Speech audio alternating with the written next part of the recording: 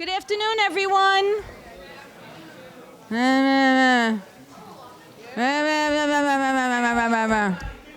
Good afternoon, everyone. Thank you. I am so happy to have you here. My name is Susan Madera, and I'm the coordinator of the Common Read Initiative here at Queensborough Community College. I want to welcome our special guests from Bayside High School. Thank you. And Thomas Edison High School. I'm sorry, Bayside. Can you, they really beat you out here. A little. Bayside High School? Okay. Thank you so much. Well, we're all here as part of the Common Read Initiative, and we have 1,000 students on campus and off campus reading Until I Say Goodbye. And it's a wonderful memoir written by Susan Spencer Wendell, and it's about her journey. It's about finding out that she has ALS and how she decides to live her last year with joy, with happiness. And she wrote this book so that we could understand what it is like to have such an illness, so we could see from her point of view the love, the happiness, the fear of having this disease. As a campus and as a community, we're focusing on empathy, not sympathy. Okay? Sympathy is when you feel bad for someone. Empathy is when you can put yourself in someone else's shoes and really understand what they're going through. So in our goal to teach you about empathy, we're having 27 events on campus within these 3 weeks. We're in week 2. So those of you who have been to an event, I'm glad that you were there, but you still have many opportunities to come and learn about what we're talking about across the disciplines. We'll be speaking to biologists. We just had a judge here. We have some wonderful people with us here today, and they will be speaking to you about their experiences. I'll leave this for you so you can speak about this. Sure. Absolutely. But I would like to introduce to you now Interim Vice President for Academic Affairs, Dr. Paul Marchese. Welcome back, everybody. I'm going to introduce Valerie Estess. She co-founded the Project A.L.S, which has raised over $70 million for scientific research and changed radically our approach to ALS and the related Alzheimer's and Parkinson's brain diseases that have become a health crisis in this country.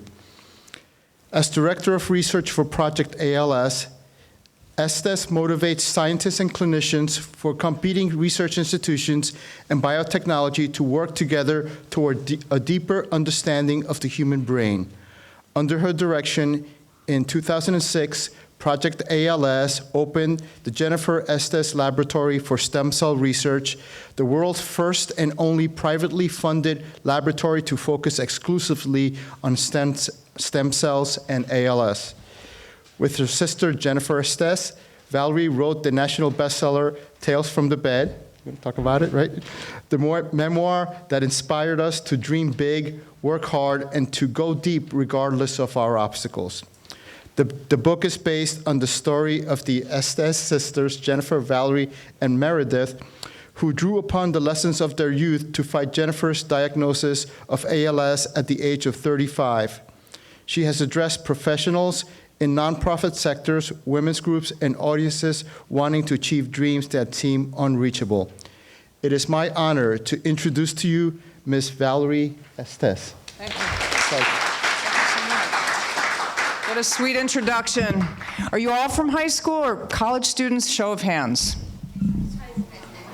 You're all high school. Oy, oy, oy. Show of hands, college students? Okay. Now, that's amazing. I love this campus. I've never been here. I just want to say thank you so much to Susan Madera and to all of you for coming today. And before I start, we're supposed to show a video to y'all. So I'm with a company. It's a nonprofit. It's called Project A.L.S. And we were invited here to Queensborough Community College today to talk about empathy. What is empathy? Does anybody want to just jump in? I'm not going to give like a boring talk. Maybe some give and take would be nice. Empathy, anybody? Sir? When you can truly understand where someone's coming from. I couldn't have said it better, definitely myself. Anybody have anything to add to that? Okay. Yes, sir. When you can truly relate to their pain. How many empaths do we have in the audience today? How many people consider themselves empathetic? Just a show of hands. All right, I mean, that's fair. That's not a great result, but we can work with that, right? Because I just want to tell you a story that I think supports my proposition here today. And my proposition is that one act of empathy can change the world. Do you think that's just BS? Maybe you do, but I'm going to just tell you a story now.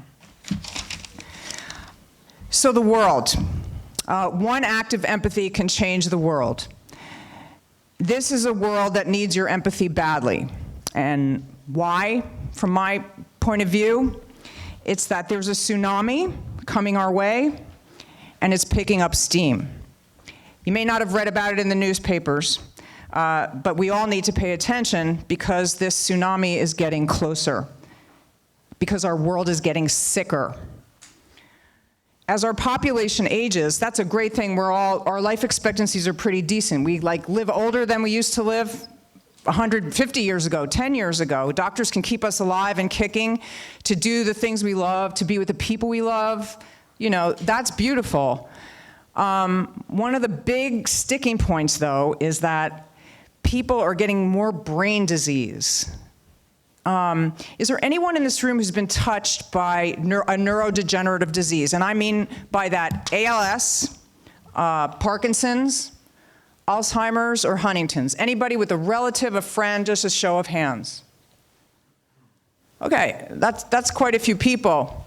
But what you all should take home from this is that in 10 years, 1 in every 25 of us will have been diagnosed with a neurodegenerative disease. So I'll repeat them again. It's ALS, Parkinson's, Alzheimer's, and Huntington's.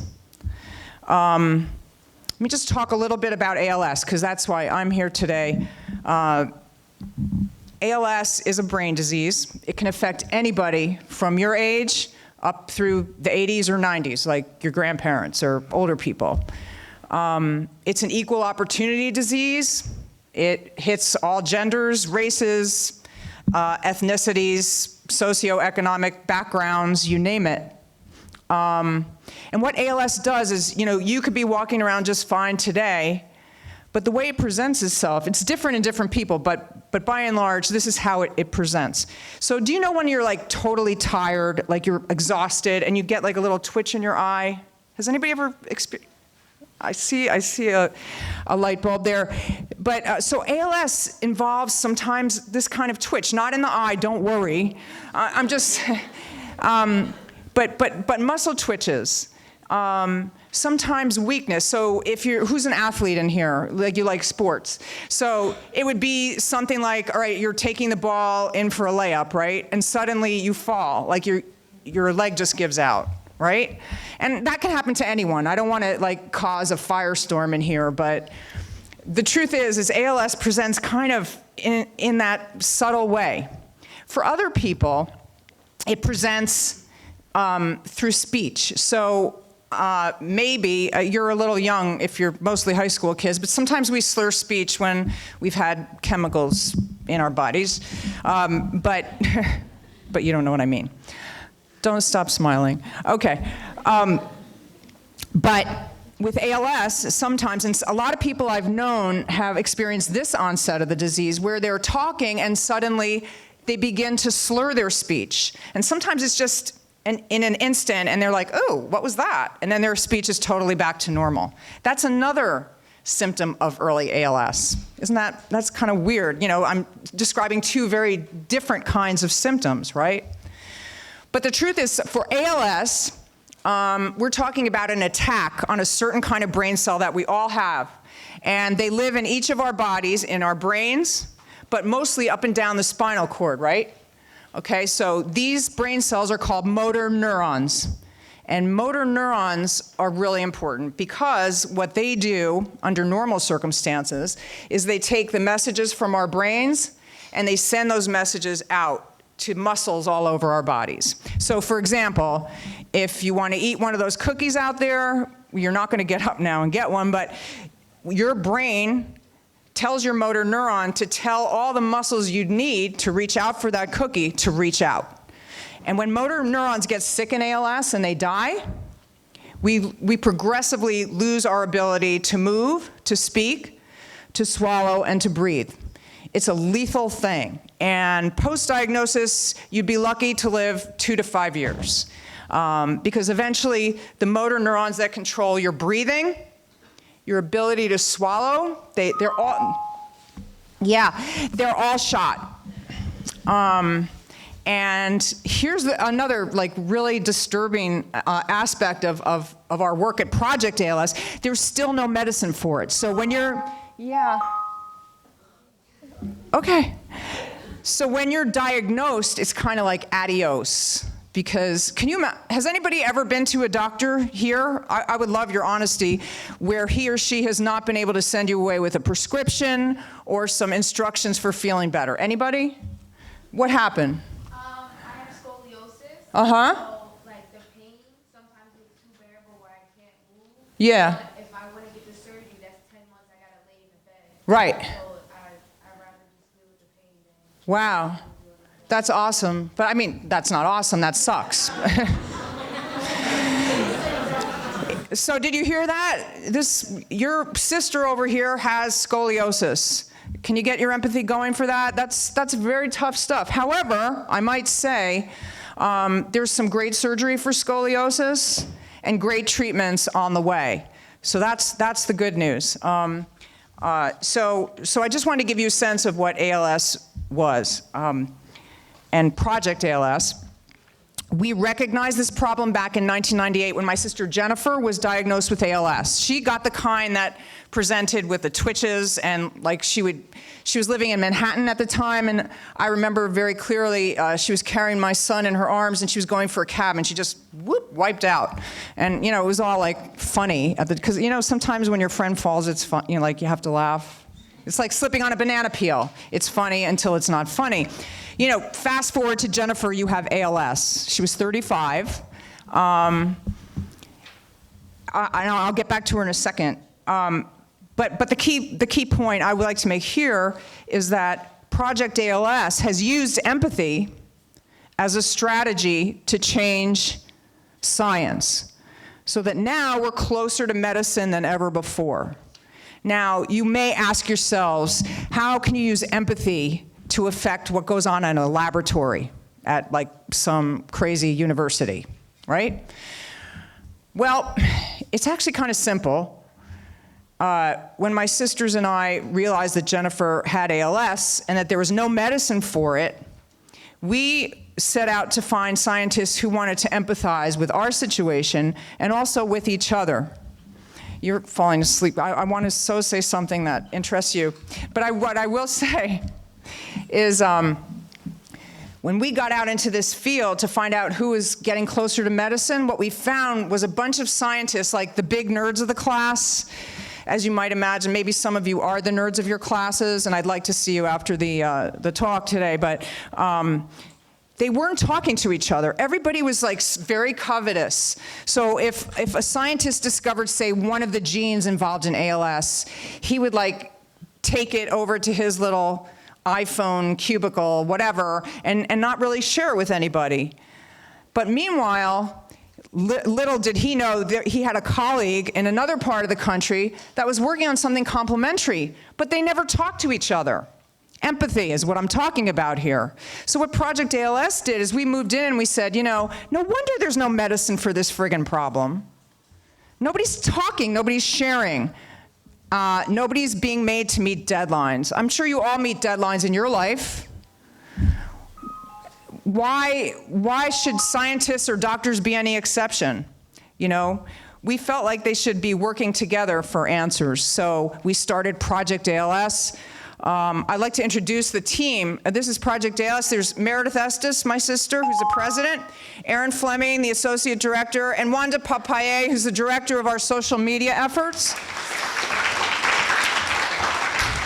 It's cool, but so it was really empathy. So this was really fun times. Like, we started in a room with these very well-known scientists, and we made them talk to each other and show each other their PowerPoints, and really made them start sharing data. And so what I can say is that 15 years later, we've made exponential progress in research, just because now scientists, instead of competing, are working on the same team. It's like, what Project A.L.S. does is we put together a dream team, an Olympic team of scientists and doctors. Because unless we work together, folks, this stuff isn't going to get done. And I talked about that tsunami. It's just gotten closer, while we're sitting here, having a nice time. I will tell you that to date, Project A.L.S. has raised over $70 million. About 90% of every single dollar we raise goes to research programs. I'm going to tell you just a little bit about the research. Do we have any scientists in the room? Who likes science? 3, 4, 5. Marketing. Business. And the rest of you? I'm sorry. No? Well, you're all needed. You're all needed to stem the tide of brain disease that's coming fast. That's going to affect 1 in every 4 of us in 10 years. We need your help. So where has the money gone? I just want to tell you briefly. I've told you about the brain cells in ALS that are affected, called motor neurons. Project A.L.S. about 12 years ago was the first to ask the question, would stem cells help us to understand ALS and maybe develop some medicines? Does anybody know what a stem cell is? Does anyone care what a stem cell is? What's a stem cell?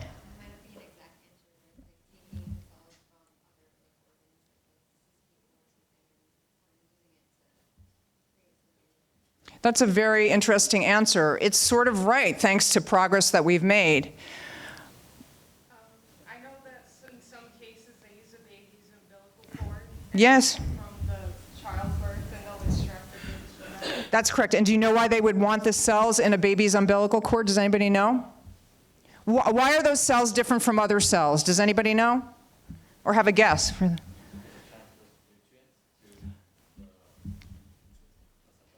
Totally. They have lots of nutrients to give, but there's another quality to these cells. Sir?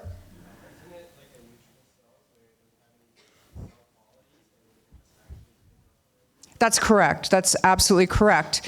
It's a neutral cell in the sense that if researchers could figure out how to manipulate this neutral cell and turn it into different kinds of cells, or the cell of choice, we might be able to see human disease up before us.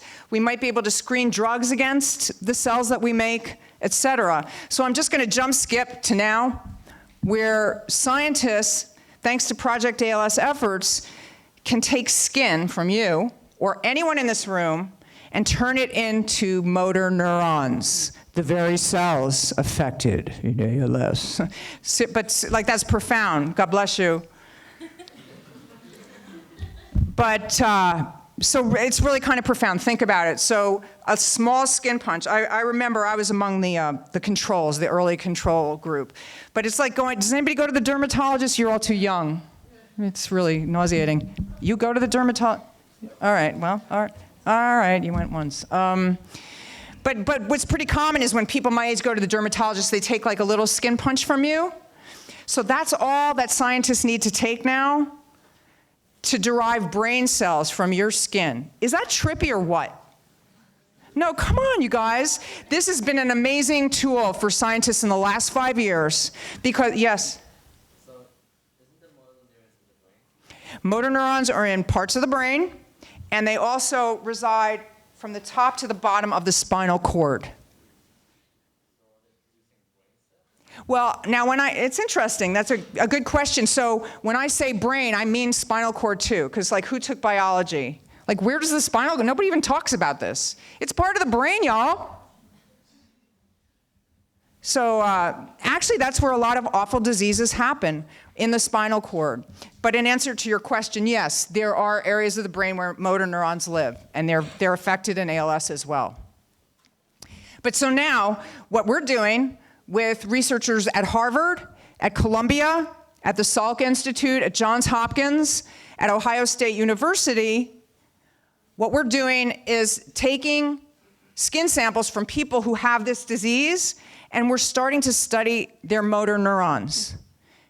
And we're starting to figure out why they go wrong, why they get sick. And so once you figure out what makes somebody sick, what's the next thing that you can start thinking about? Thank you. Did you say a cure? You get a prize. Do you have a DVD player? All right. Let's try. Okay. I know, I feel like such a granny with the DVDs. We got to go digital, girls. You hear that, Wanda Papaye? Social media, Miss Social Media over there. So yeah, a cure. You're totally right. So now what scientists are doing, we're taking these little models of patient ALS, derived from their skin that are now their motor neurons, and we're running them through computers and machines and scanners. And we're also, at the same time, putting drugs on these cells to figure out which drugs might be helpful. So like, let's say you have a sick motor neuron in a dish from somebody who has ALS, and you hit, drug A, and it gets that cell to stop being sick. I don't know if you have a cure, as the gentleman said, but you're moving closer to the first effective treatments. Now, I'm oversimplifying, but these are really exciting days. In Alzheimer's, in Parkinson's, and ALS, everybody is starting to develop these disease models of human brain disease. It's profound. It may not sound that exciting today, but one day you're going to be really happy that this research is going on. So that's one thing that Project A.L.S. feels very proud of, because we really pioneered this model from patient stem cells. And the other thing I wanted to mention was genetics. Like, I don't know if any of you are wondering, gosh, does ALS run in families? Will I get ALS? Well, the answer is yes, and you could. So there are about 40 genes now we've associated with ALS. Some involve the inherited forms, and I'm sure if you had inherited ALS in your family, you'd probably know it by now. But there's another form of ALS which probably affects or pertains to most of the people in this room, if not all of them, and it's called sporadic ALS. In sporadic ALS, which my sister had, you are probably harboring a certain constellation of genetic material or genes that predispose you to various diseases, including ALS. So am I going to sit here and say one of you will get ALS? I'm not going to say that. But just to keep in mind that our genetics are really important. And we have identified recently genes that would tend to predispose us to ALS. So it's just worth noting that the more we learn about genetics, the more we learn about disease, the closer we move to a cure. And the last thing I wanted to mention is just a brand new project at Project A.L.S. So has anybody had their cholesterol? Again, you're so young. You don't know your cholesterol, right? She knows this one. You're way ahead of the curve here. But when you get older and you go to the doctor, they take a little blood test and they tell you your cholesterol levels. And to have high cholesterol of a certain type is not good, whereas if you're high in another type, it's good, blah, blah, blah. And I'm saying blah, blah, blah, but that's really profound because cholesterol has told us a lot about human health. Now, before I said ALS is untreatable, but scientists at Columbia University have just figured out that by taking a simple blood test and measuring the level of lipids or fats in the blood, they may be able to tell you if you have ALS cooking in your body, which I just think is really wild because up until now, nobody would know if they got ALS. So this may be a new way of people figuring out if they do have it. So I just wanted to mention that because that's kind of ripped from the headlines at Project A.L.S. So I'm kind of going a little more micro. I wanted to talk about who started Project A.L.S. because I'm going to get back to my proposition that one act of empathy can change the world. And who thinks that's BS? Still, come on, in your heart. You're like, whatever. Did somebody? No, you were scratching your nose. All right. I on a level still think it's absurd, but facts suggest otherwise. That Project A.L.S. was started by sisters when my sister Jenifer was diagnosed, right? Sisters rallied around her, friends, family, which was a blessing. That's an amazing thing. And the first conversations we had around the table were more about listening to each other. Again, acts of empathy around the table. We wondered who the heck were we to think that we could take on science and medicine in the name of treatments and a cure? Who the heck were we? There were other words used. But the way we got the ball rolling for Project A.L.S. was by talking and listening. Simple conversations over the Thanksgiving table, quite frankly, at my sister Meredith's house. It was an amazing moment, because what you realize is that by opening up your ears and opening up your mouth, you can make a lot of changes. So I think at the core of Project A.L.S. is a motivation called love, which to me is the purest form of empathy. Would anybody agree, disagree? Empathy as the purest form. I'm sorry, love is the purest form of empathy. One man agrees with that. Okay, one person agrees. So we started Project A.L.S. because of our love for my sister Jenifer Estess, who was 35 years old when she was diagnosed with ALS. She was diagnosed out of nowhere, and that shocked and angered us, which is also kind of a good engine for empathy. When you feel shock or anger, it was Jenifer who really launched us. From the time she was diagnosed and told there was no medicine for her, she decided to work on stopping ALS so that no one else would have to go through it. So I just want to go back over that sentence. Jenifer was not a moron. She didn't think that medicine was going to come in time for her, because as I told you before, once you're diagnosed with ALS, you don't have that long to live. So what Jenifer decided to do was devote the rest of her life to empathy. And that was, how can we motivate the world scientists, donors, students, the general populace, to care about ALS, to work on a complicated brain problem so that no one else would have to go through it. Empathy. It's the driving force at Project A.L.S. So Jenifer got ALS, but what she gave from that point on was pretty profound. She inspired advocacy, conversations with the Congress, which used to be a little more productive than it is these days. What's wrong with those people? And I have mentioned progress in laboratories worldwide, where scientists are now working together in the same sandbox. They may not love each other. We may not all love each other every second. But when there's a problem before us, when we can join together, we can certainly make progress, some of which I've highlighted here today. But, for me, it all goes back to Jenifer as an empathetic person. It's not like, she got sick and then she became empathetic. I think empathy is not conferred on people. I think we have to work for it. I think we have to develop empathy. And I think we have to develop it starting now, because that tsunami is really coming.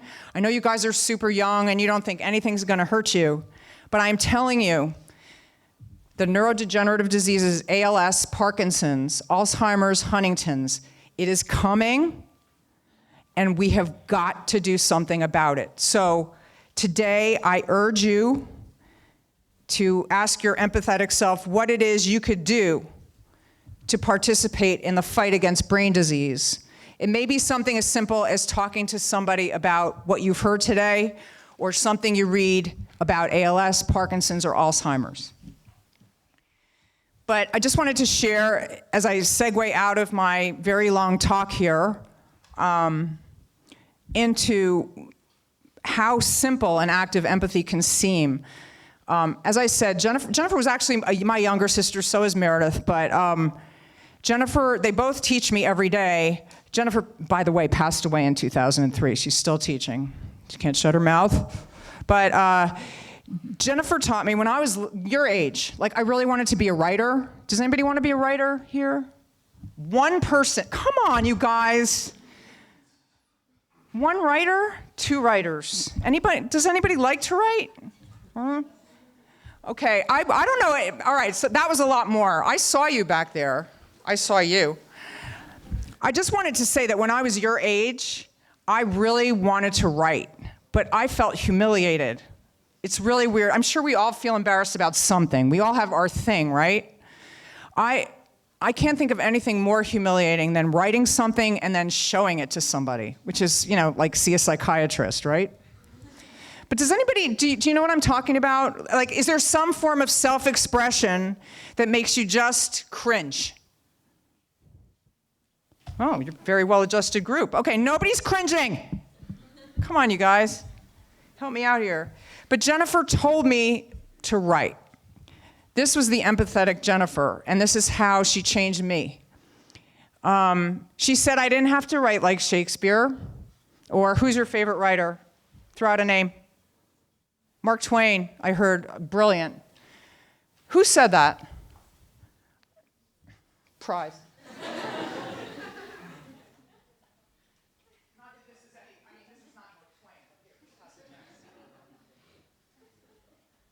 One of my favorites of all time.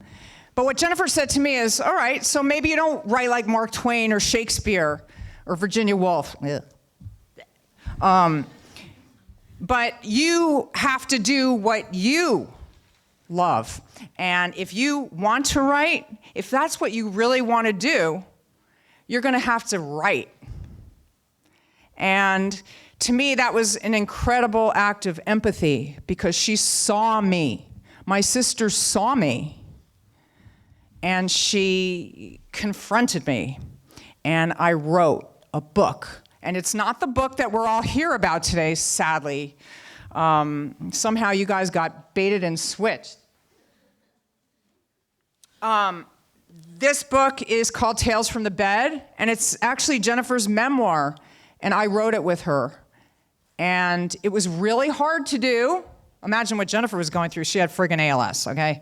But for me personally, I'd be lying if I said it wasn't a huge leap. But I was able to do it because of my sister's empathy. So I'm going to go back to the proposition I posed at the beginning, which is one simple act of empathy can change the world. I'm not saying that this book has changed the world, but I am saying that the behavior of one woman to everyone she encountered has changed research medicine and will eventually change millions of lives. And I'm inviting you to join us and do what you can to stem the tide of brain disease. I want to stop now. You're supposed to say no. I wanted to do a writing exercise, but are you guys just not in the mood? Like, no? Yes? No? Just show of hands. I don't care. It doesn't bother me. This girl's up for anything. Listen. You don't have to read it. You could use it as a doorstop. Oh, I gave it to her already. I'm double giving. So pathetic. Okay. Who wants to write? You have your pen out. You? Are you going to write? I just want to do like a 3-minute exercise. Please? Yes or no? Or let's take a vote. This is democratic society. Who wants to do it? Raise your hand. Just let's do it. Just let's do it. All right, so when I say go, I just want you to write about an experience of empathy that you've had recently. It can either be someone's empathy toward you or your empathy out. And it could be, as we said, the simplest thing, like telling your sister she doesn't have to be so embarrassed. Ready? Go. 3 minutes.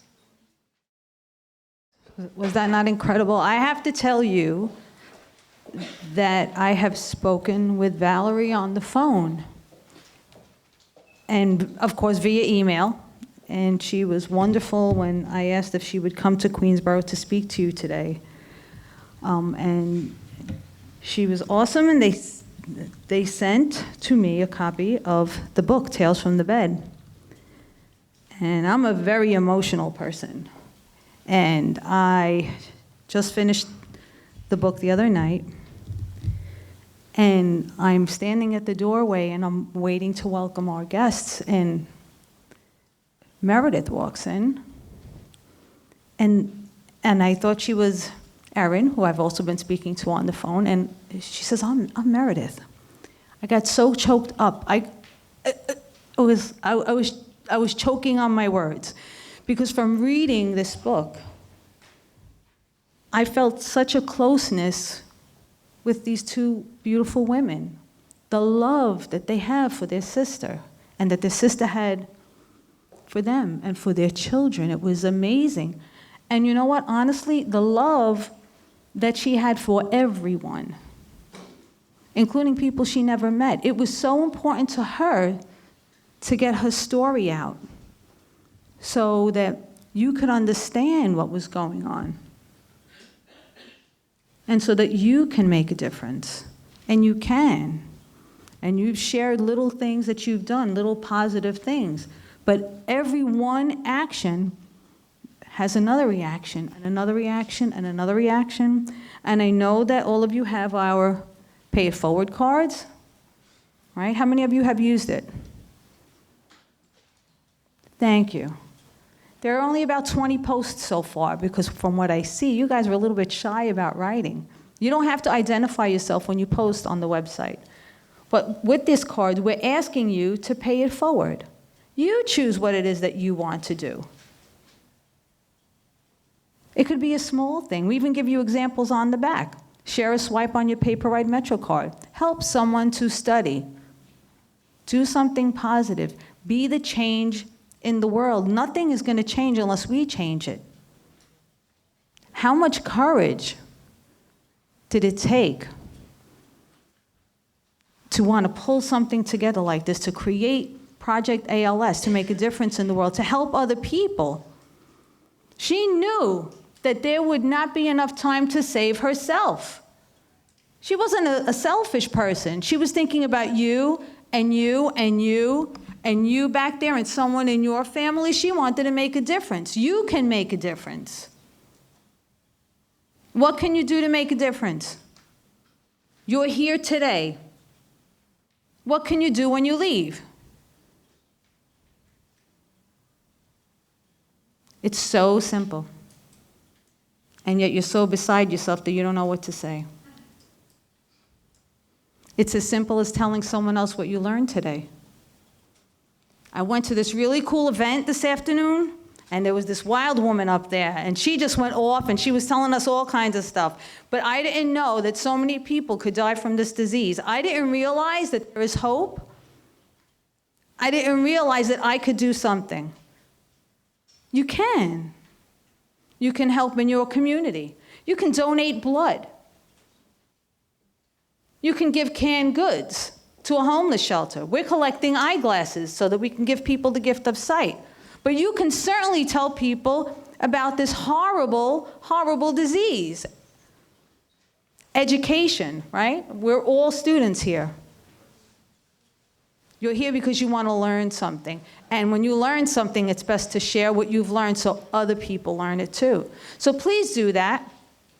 Please talk to people about what you learned here today.